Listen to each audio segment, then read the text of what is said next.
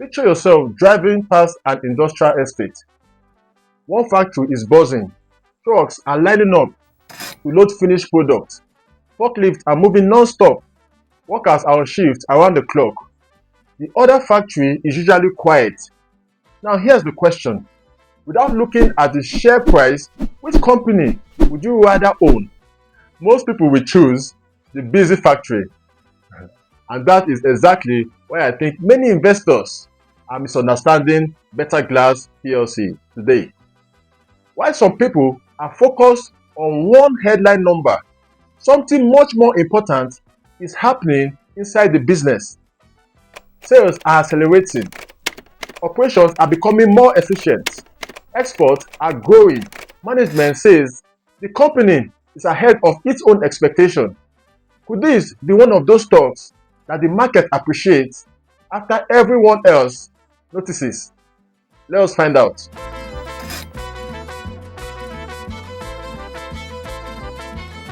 Today, we are breaking down Betaglass PLC, a company that supplies bottles to some of the biggest beverage, food, and pharmaceutical firms in Nigeria and even West Africa. We look at its Q2 2026 performance, and I will show you why this quarter may be more stronger than most investors realize, the operational changes driving the business, and what every NGX investor should know before making a decision.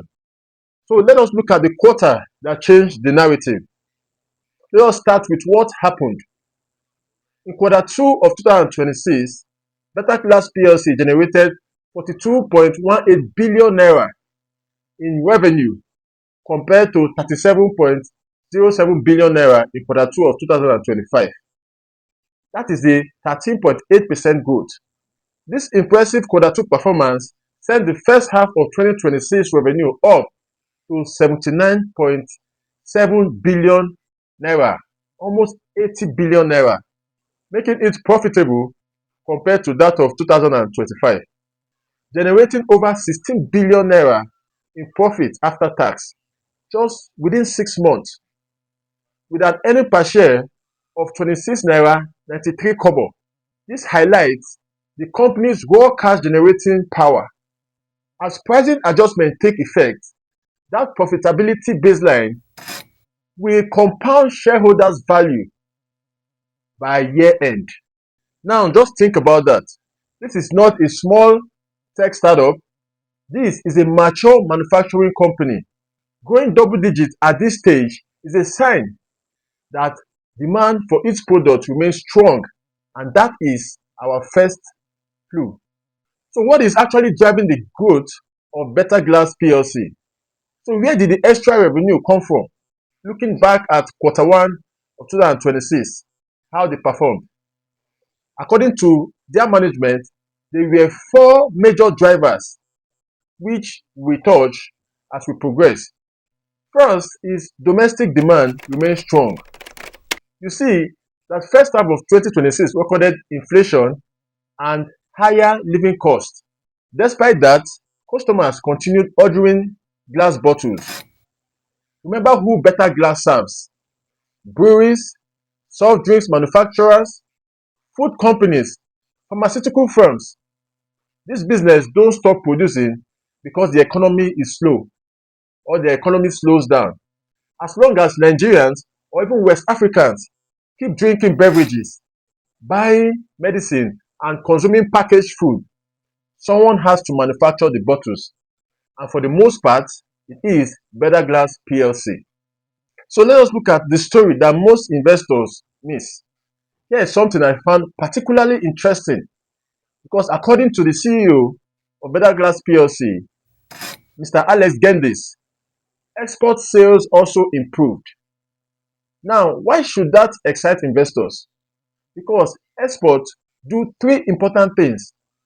They reduce dependence on Nigeria alone, they bring in foreign currency into the economy, and they open the door to much bigger markets across West Africa. This matters because for many manufacturers, expanding exports is usually a sign that its products remain competitive beyond its home market. That is exactly the kind of operational story long-term investors like to see. Now, here is another encouraging sign. Operating profit also increased. It rose from approximately 11.8 billion naira to 12.8 billion naira. That is an increase of about 8.5% year over year. So think about what this means, guys. The company did not simply sell more products. It also managed its operation well enough to grow operating earnings despite higher logistic costs and also inflation. This operational victory is their discipline for the first half of 2026. So one of the secret weapons that nobody talks about when it comes to the performance of Betaglass PLC in the first half of 2026, Betaglass rebuilt one of its major production furnaces in Delta State. To many investors, that sounded like just another production efficiency. Better quality products, less downtime, lower maintenance costs, and improved capacity to meet growing demand. This kind of investment usually don't transform earnings overnight. Instead, they quietly improve profitability year after year. This, I believe, will be a major catalyst for this company's increased revenue in the nearest future. When you analyze companies, the management confidence also matters. Perhaps the strongest message was not even in the numbers. It came from the management itself. They explained that despite facing higher transportation costs, inflation, foreign exchange pressures, the company remains ahead of its own internal targets. That is an important statement. Executives who see slowing customer demand rarely make comments like that. Instead, Betaglass says it expects pricing adjustments to slowly or gradually restore margins during the second half of this year. That suggests that management believes that the toughest part of the year might already have been conquered. Talking about increased optimism for investors for the second part of the year. It does not get juicier than this. Now, I want to hear from you. Do you think Betaglass is still undervalued, or has the market already priced in its potential? Let me know down in the comments, please. If you're getting value from this video and you heard something new today, hit that like button, or you can drop a comment too.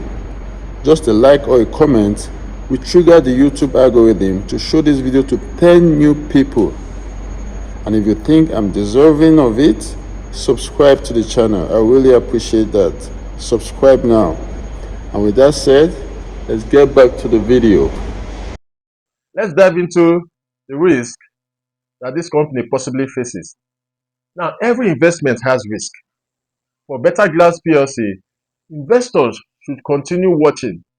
You should watch the energy prices, right? You see the back and forth between the US and Iran in trying to cut a deal. There seems to be no stability in oil prices lately. Another one is exchange rate movement. Well, I really commend the government on this one because we have seen the naira quite stable for quite a while now, and even waxing stronger over some of its counterparts, talking about the US dollars and the British pounds. We also should watch imported raw materials cost. This one directly relates with energy costs, because if there's increased energy cost, the cost of importation, right, imported materials must actually reflect that same cost of energy. And the last but not the least, by any means, is consumer spending. This is very important, right? Just imagine that there is all this production and no consumer power to purchase the final goods. So you see, this could even be the most important amongst them all. If this pressure worsens among all the risk factors I listed, profit growth could remain under pressure, even if revenue continues to grow. So while the output is encouraging, it is also important to stay realistic, because in business, you never can tell. Anything could go wrong. And the possible things that could go wrong is exchange rate movement, energy prices, imported raw material costs, and consumer spending. So when I step back and look at the entire picture, I don't just see a company that posted strong quarterly numbers. I see a business quietly strengthening its foundation. Sales are accelerating, operating profit is improving, exports are expanding, management is very confident, and previous investments in production are beginning to show their value. Sometimes the biggest opportunities in the stock market don't announce themselves with explosive headlines. Sometimes they reveal themselves one strong quarter at a time. So the question now is, will Betaglass continue this momentum that is going into quarter three and quarter four? And could investors who recognize this sign early be rewarded by the year end? Only time will tell. But this is certainly a company worth keeping on your watch list. If you enjoyed this analysis, don't forget to like the video and subscribe to the channel as well, because every week we break down NGS listed companies and investment strategies using real financial statements so you can invest with confidence. So you might want to watch this video over here to see the biggest turnaround in the history of the financial industry in Nigeria. And I'm talking about none other than First Holdco. You will also know whether this is a good time for you to buy this particular stock or not. And I say wealth is not luck, it is built from information followed with execution. See you next time. Cheers.